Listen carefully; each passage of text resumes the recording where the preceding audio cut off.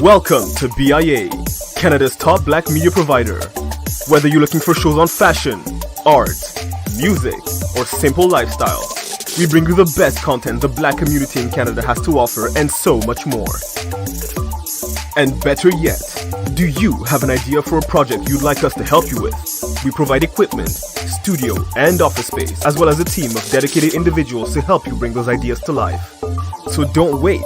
Check out our new website at biamedia.ca for more information on how to contact us and start creating today. BIA Media, your way.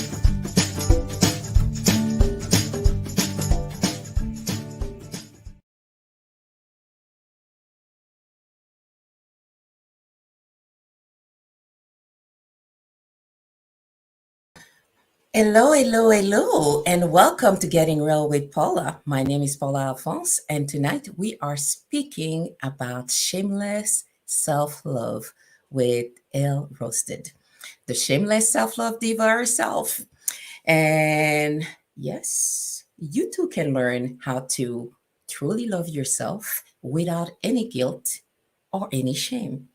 So Ella is going to share some of her journey to shameless self love and why it matters for you to take that journey too. So sit back, relax, and pay attention to a perspective that might just change the way you look at yourself.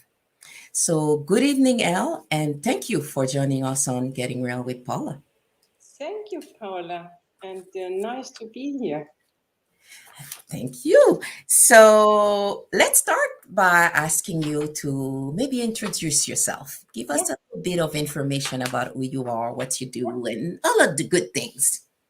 I'm Helle Rosted, and I am from Copenhagen, and I left Denmark when I was 18 to explore the world, and I never went back actually. So I'm living in Belgium now, and I'm the mother of two grown-ups.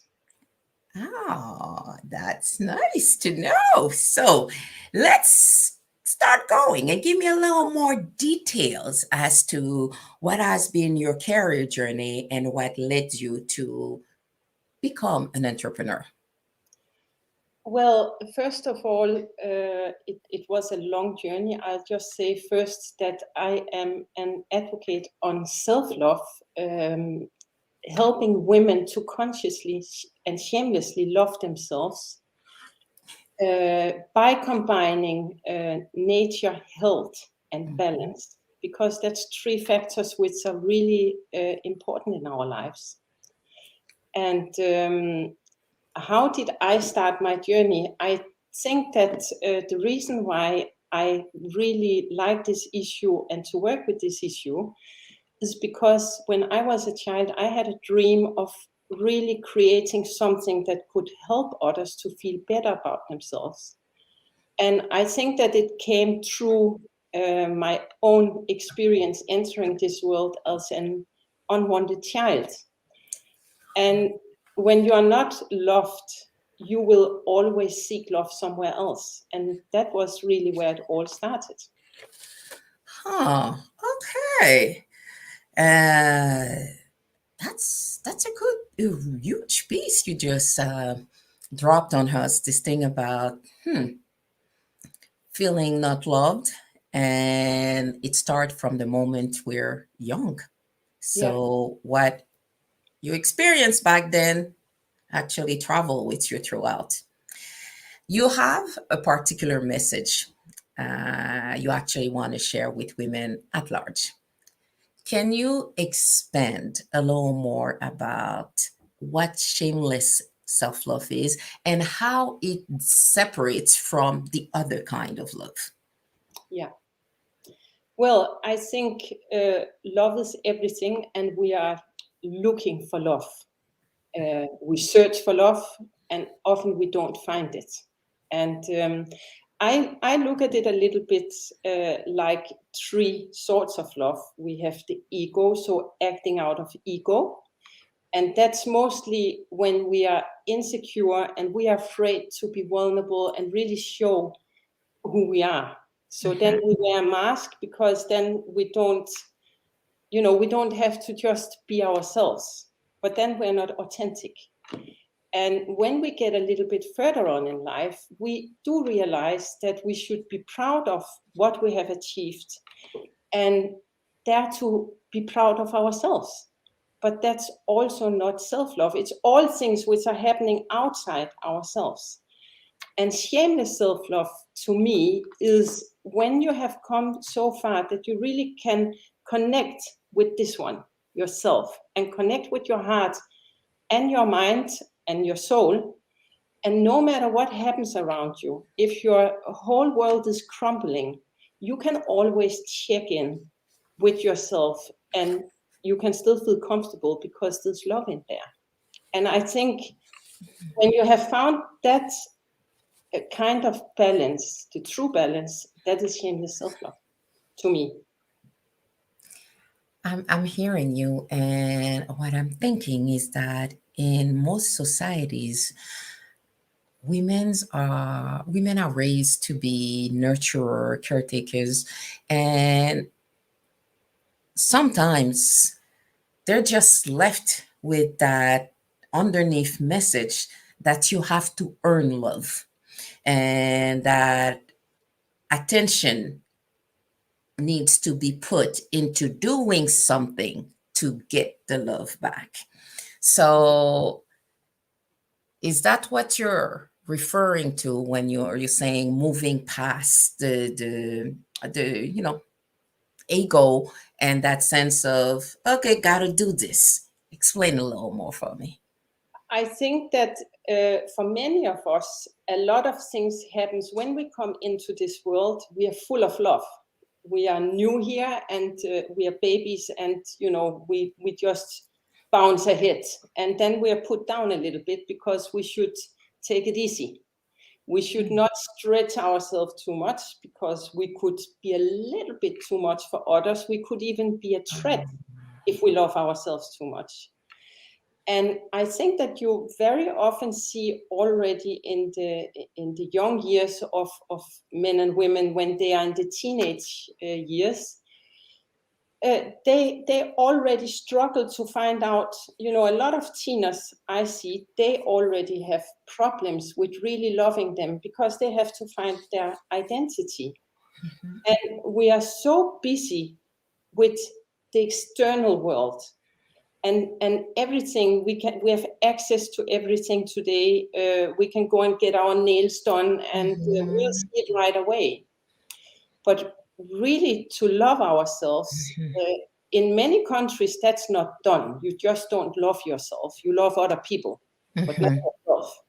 Because And otherwise, it's being selfish. yeah, Yeah. yeah. And if we go back to the ego thing, if sometimes you see people act out of ego, and they will be really arrogant, or you can't touch them, and you think, oh my God, and really, that is really not loving yourself when you are acting like that, or you are looking down on other people, or discriminating to feel good yourself. So I think there's a wide range of what is love, but why do we always get away from ourselves? And what I'm hearing is we are seeking a sense of love from the outside, Yeah, but technically it should be on the inside. yeah, It's about you growing. And I think if I remember something you said at one point, was that it is our own task and responsibility to achieve seamless self-love. Can you tell me a little more about this, and what that sentence, when you use it, what it truly means to you.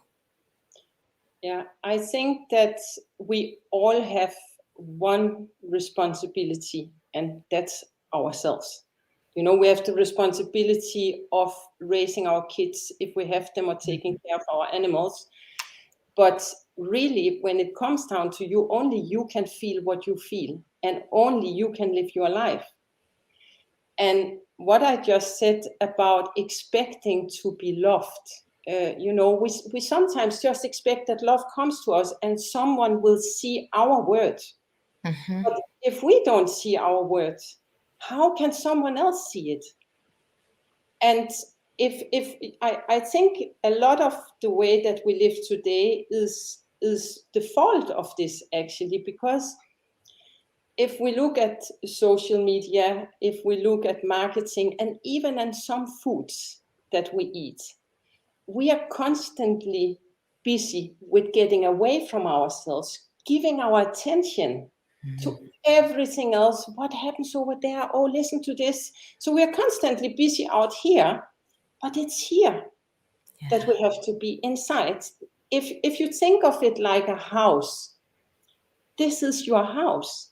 But if you only work at the facade and you have no idea what is going on inside, how can you know how you feel, and how can you know really what love is? And you have to be vulnerable to love yourself. It can be very hurtful to love yourself. It can be a very lonely journey. And that is difficult. So I think for many people, they would rather not look at themselves. I sometimes had clients who said, I do everything for my kids. I come up the last, I'm the last one. But if you are the last one, how can you do the best for your kids? You want your kids or your partner or people to look at you and say, this is my mother or my partner, and I'm so proud of her because she's standing her power. She's shining. Mm-hmm. And love is about shining.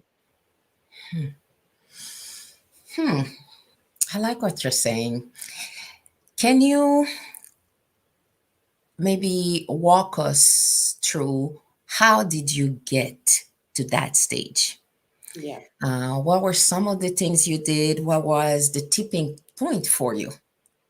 Yeah.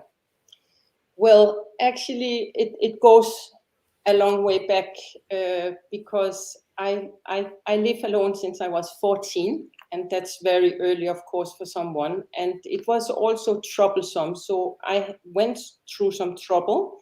I had an eating disorder. I had a huge depression, which I had to overcome. And when these things happen for you, because we think it happens to us, but actually it is created as a reflection of what happened to you. I started to realize, well, I'm not feeling very well when I'm in this state. And, I don't have a good connection with the world around me when I'm upset in some way inside. So I started to study everything I could about health. And I took every single thing that I could out of every method that I came across. That could be about food, that could be about yoga, that could be about breathing exercises, anything where I thought, okay, this is a good idea, this fits with me. And I would create my own program. So I have actually created a self-maintenance program, you can call it, which I can't do every day because I would be busy for hours. But I will pick out every day. I will, in the morning when I wake up, I will tune in and I will ask my heart, myself, what do I need today? And then I'll pick out, do I need to do exercise? Do I need breathing exercises? What do I need to feel better and feel loved and be happy today? Because if I'm not happy, my day won't be good. And I want to be happy even on days that are less fortunate. So, if I'm hearing correctly, it's really about tuning in and listening to my deeper thoughts and Yeah. my inner self. If you learn to pay attention, you will find the answer within. Yeah, and you say thoughts, and I think really learn to tune in. What do you feel? You know, if sometimes if you don't feel well or you have a cold or whatever, you will take something to solve it, or you will go to a Mhm. doctor and ask what's wrong with you. But actually, if you are in tune with yourself, you already know, your existence already know what's going on. So it's self-love is really about awareness and daring to be honest with yourself, and also daring to accept that everything that you feel and everything which occurs in your life is actually, you have to accept it and find out. So you can say love is a bit of a puzzle. I think it is for many people, but self-love is really knowing yourself. I think you can nail it down to that. When you really know yourself, you know what love is and how to love yourself.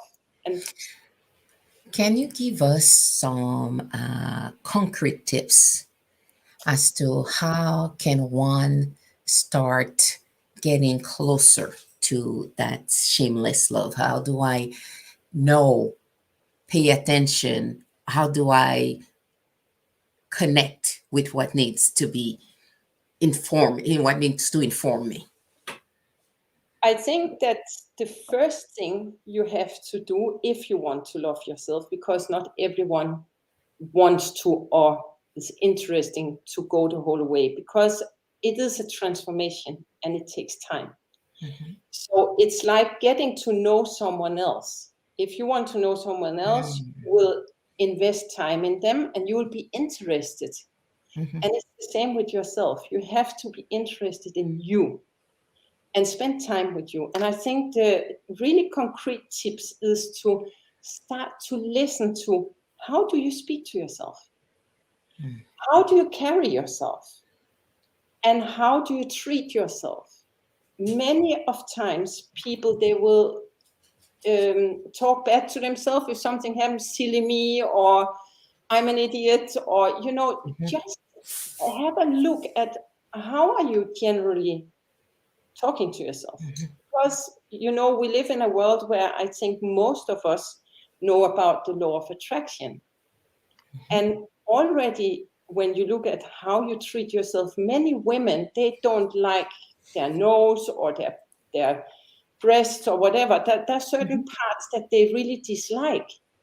Start to understand that no one has everything. Even the most beautiful woman can be insecure and have huge self doubt issues and low self esteem. So I think it's very important to really look at how that you go on with yourself and treat yourself as if you were someone else, because you always want to give the best to someone else, don't you? Mhm. Yeah. And I'm hearing what you're saying, and of course, my mind is going 20 miles an hour. And what I'm gathering from this is that real love flows from the inside out, not from the outside in.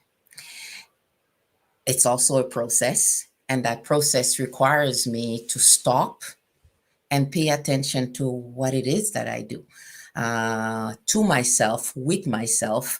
Let's just say if I tend to, as you say, pay more attention to others than I pay to myself, then ask myself why. Mm. Why is that other person more important? Why do I give more importance to that other person than I give to myself? Yeah. And it's interesting because I can see the connection around along a wide range of elements. Let's just say you're working overtime and always doing what boss, colleagues, or whatever people do need from you, and then at one point you burn out. And when you burn out, you have to ask yourself, how did I get there? And accountability will get you to see, if you pay your close attention, how did I get myself into that position? So, okay, it's a lot more work. At least it's a lot more reflection than we assume, and it is the part where, for me, the next question would be, what prevents so many of us from reaching that shameless self-love stage? Can you, what Yeah, are some of those distractions? I think that the most difficult thing for many people is to understand that if you want to really get to know yourself, how do you do it? That's the first thing. You hear the whole time, oh, go within. Yes, where's the door? Let me in. I remember in the beginning, everyone should be able to meditate. Everyone should do that. And you should be able to go within. Everyone can do that. But how on earth do you do that? And Yeah. I think that that is really what prevents some people because they simply don't understand. And I think we are all made up of different parts. We are emotional beings, we are physical beings, we are spiritual, whether we like it or not, and we are energetical beings. And many people are only in connection with the physical. They don't very much like to be in connection with the emotional. Many still don't know about the energetical, and the spiritual is a little bit up there while we're living on earth. So I think that that really sometimes also creates a confusion Mhm. for people where to start. And when you can use different coaches, there's so many brilliant coaches out there and methods that you can use. But I don't think that there's one single method which works for everyone. You will have to find what works for you. And Mhm. also that takes time. So I think that is what is difficult for many people to really, it's a search. I Mhm. can say it like that. It's a And quest. Yeah. yeah, and what you just said before about, getting in connection with yourself, I always say, if you have a Christmas tree, you can continue to decorate it, but it will still be a tree. It will never change. It's the same with us. No matter how much you try to repair on the outside, it doesn't change anything about you. And I'm hearing, at least from what you're saying, what or the connections that I am making for myself is, what am I paying attention to? Yeah, Where am I spending my time? What do I give my time and energy to? And as I ask myself this question, this is where you start noticing, where do I put myself on that priority list? yeah, So if I get up and I'm in a rush because there's a meeting at 8, and then there's something else I have to get done by noon, and then there's this other thing taking place, and now it's 3 p.m. or 5 p.m. and I still haven't eaten, and blah, blah, blah. yeah, If you pay attention, what you've done is ignoring yourself. yeah. And as That's you're doing this and you keep doing this, it comes to a point where there's that physical body, that house facade that we're taking care of, but we're not in touch with yeah. what's living into that house. I think that you just spoke about if you have a burnout, and burnout and depression, I think is quite linked to each other. It's you come to a standstill in both cases. And of course, there's degrees of how bad it can be. But I think that this is a kind of the universe saying, hello, you have been ignoring the signals now for so long. Now you're going to be put here, and you really have to look now and feel, because it can't go on like that. And I think that's what happens. We don't see the signals very often. We don't notice it until we think it's almost too late. And then we have a feeling that we are failing. But there's no such a thing as failing. It doesn't exist. Failing is nothing else but learning. So you should be happy. You know, I always look at it like this. You know, when you fail until you have learned the lesson. And when you have learned the lesson, you get the blessing.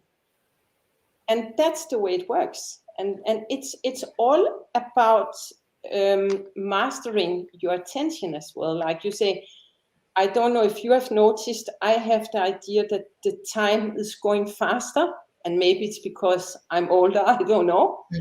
But a week is different now than it was when I was a kid. You could look for 3 weeks, you could enjoy that you had a party that you were going to. And now an hour just passes by. So I understand that when a lot of people, they work, they have kids, you have so many things that you have to do in a day, you're tired. So go and spend time getting to know yourself. That will be the absolute last thing that you want to do, because you have to put effort into it. And oh wow, you're saying this, and I'm seeing so many different things, because I know for me, when I'm really tired, and this is when I know my body tells me that I'm really tired, I might be in front of a TV and I keep switching channels, but I can't even remember what it is that I'm listening to. And sometimes when I'm very tired, I might do this for even an hour, if not more. And then you realize, why am I doing this? Yeah. Because it's not helping me. It's not doing anything for me. And then at the same time, it's just avoidance. You are avoiding paying attention to what your body is trying to signal to you. Oh, yeah. Oh, wow. Okay. I think I got work to do too. I think this is very common. And I must say, I quit television about 14 years ago. Oh, okay. Because, you know, if I want to see something, I want to choose what I want to see. And you can watch everything online. And I don't want to be addicted to anything. And I don't want to be lived. And that's also a choice. You know, everything, we just do it because that's the way life is now. We just go and watch Netflix. We just go and do this. And I have rules for me. This might sound really crazy to the people who might be listening to this, but I think it's necessary if you want to feel good and look good and be happy in your life, to invest in yourself. I will watch 2 Netflix series a year, but not the ones with 3-4 seasons. Huh? So it should be just 10 what do you call it? Yeah. Because if I don't, I will just be sitting in front of the Netflix the whole time. And that's not my life, not at all. I want to live my life. I don't want to be lived. And I think many people, they are, you can call it programmed to do what you just say. You just go on your stations on the television, and you are not consciously thinking about what you're doing when you're doing that. It just happens to be.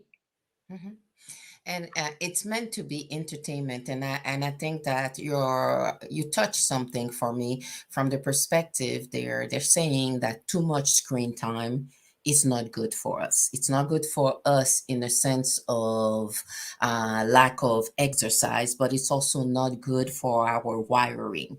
Mhm. The actually there's studies that say that children who spend too much time in front of a screen don't develop certain skill sets the way we should, Yeah. the way we used to do to develop them. So it does make sense. Is that easy? No, because it's this part where you have to make a choice, but as you say, you have to ensure that you keep making that choice over Yeah. and over and over. And as you say, those are rules. And this is the part I know for me when I had younger kids, um, there was no television during the week. All right. And on weekends, they could have some TV time, but it was for a certain amount of time. It wouldn't be the whole day in front of the TV. And then the pandemic happened, and the TV kind of became the babysitter for everyone. And we're talking kids and adults. It's how I forget about my reality in order to get that sense of something is happening, because everything slowed down and it feels as though we're not as busy. But then instead of reinvesting that busyness in getting to know ourselves better, some people have got it. Some people picked up new hobbies and they're fine. Some people started doing more meditation and then discovered things about themselves. So what I'm hearing is that shameless self-love is really about learning to listen in. Yeah, and it's also a lot about discipline and what you just said about the television. There's many things which is not so good at it about it actually, because what happens when we have a biologically clock, you Mhm, know, when we are going to sleep, when we get up, mhm. etc. There are certain They call it the yeah, circadian rhythm. exactly. And normally we would tend to go to sleep at around 10 o'clock at night in the early days. That can be 2 o'clock now. Huh? That's not abnormal that people go to bed at 2 o'clock. But when you eat, you watch television and you go to sleep at 2 o'clock, and you have maybe been eating at 8 o'clock at night, you will be eating at 11 o'clock or 12 o'clock. So then you're going to disturb important cycles in Functions. your body. And this will give signals also inside your body and change things in the way you look, in the way you feel, and in the way that your health is deteriorating in a way. And of course, that will change a lot in our behavior as well. So I think really to love yourself is also to look at the time. How do you go on with your time, and how's your schedule planned also in the evening? I have a daughter. She is going to bed at 2 o'clock, I think, maybe sometimes later. I would die if I had to do that. I'm a morning person, Mhm. and I'm quite fresh now. I had an hour sleep and a coffee, and now I'm going. But if I would have to do this every day, I wouldn't have time to love myself, because Mhm. you need discipline. Yeah. Just like you need to work, you need discipline. And if you don't build in discipline to love yourself, you will start your body will change. You won't like your body anymore. You will feel upset. I have two things that I said to myself since I stopped with my eating disorder. And I was about 20, 26, 24, 26, and took me 10 years to completely change my eating habits. But I always said to myself, I'm always gonna stay slim. And I have been working in the beauty industry for 21 years. And I always said, I'm not going to have any wrinkles because they don't like me. And I'm not really into injectables and all that sort of stuff. But it has worked up until now.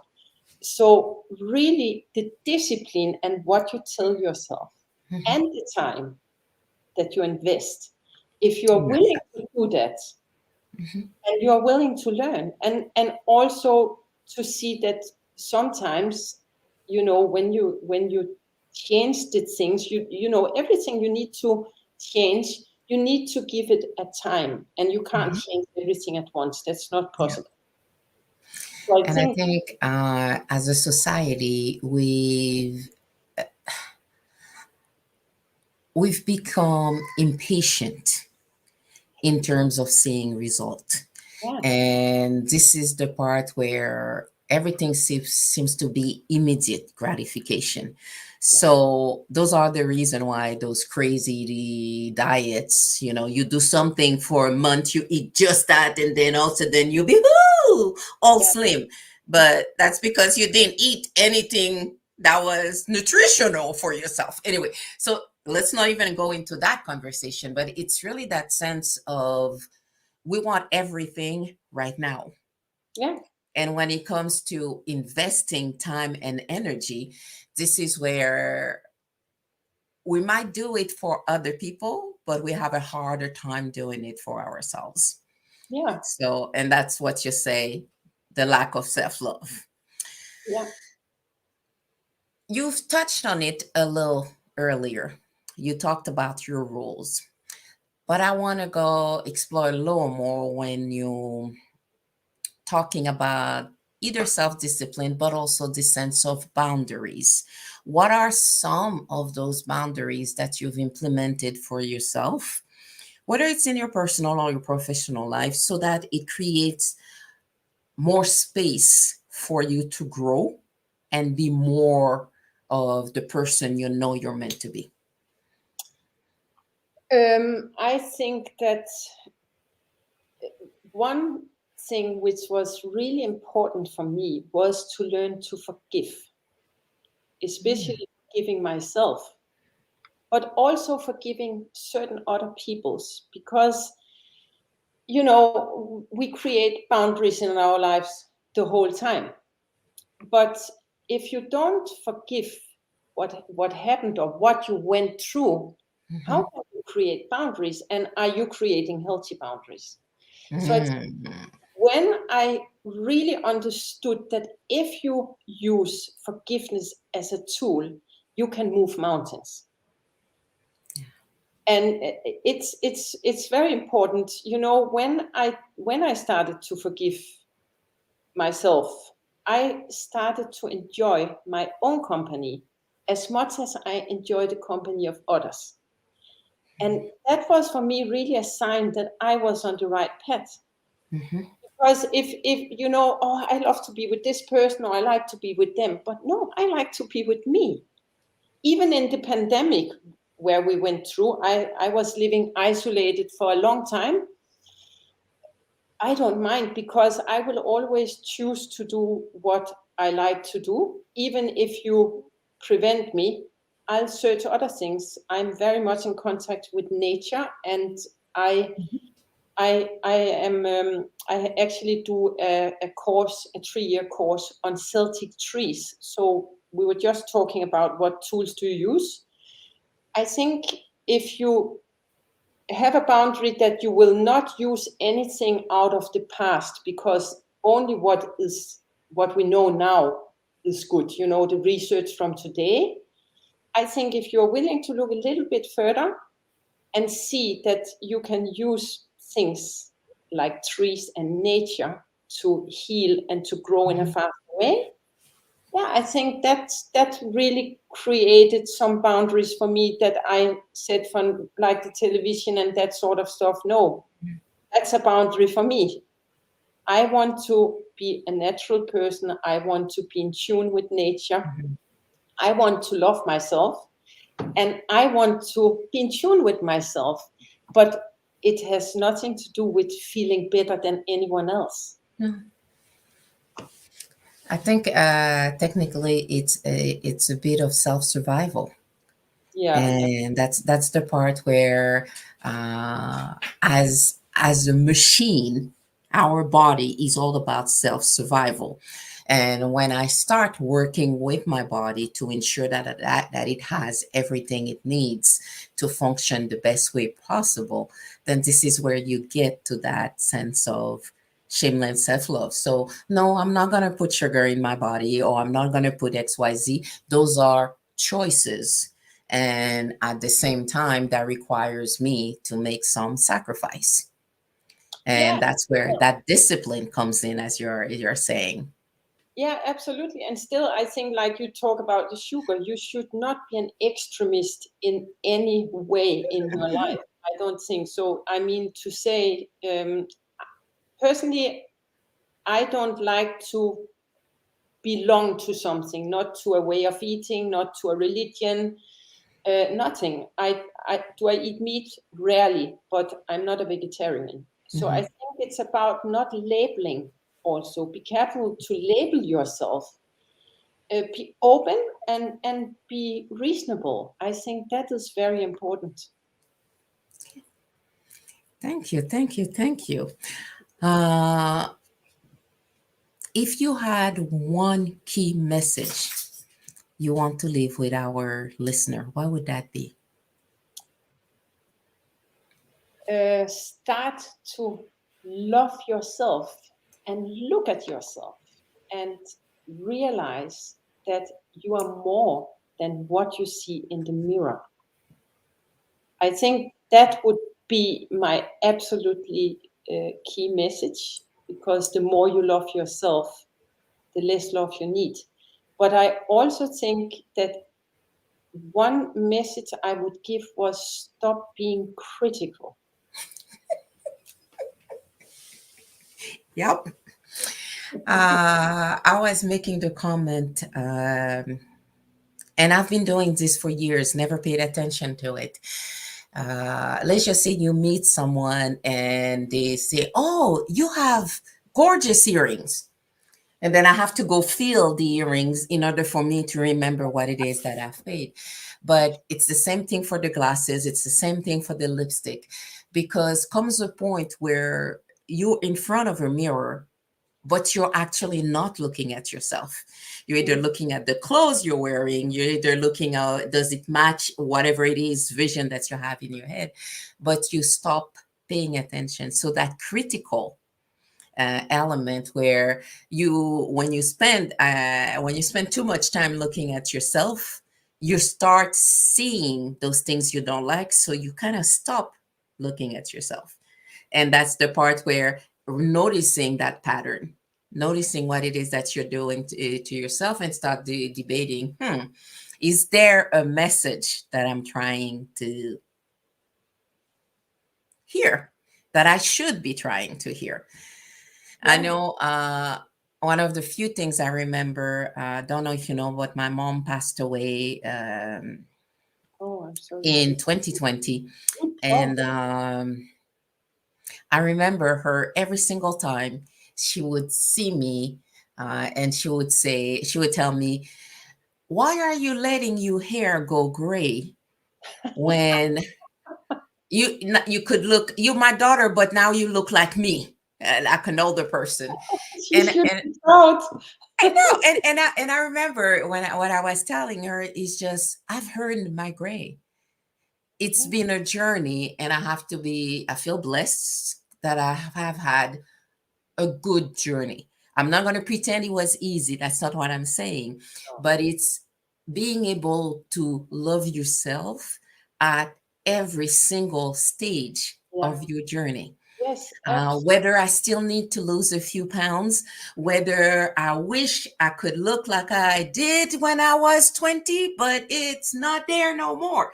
So it's those parts where, how do you learn to appreciate that full envelope, that full package, that full soul that inhabits that package?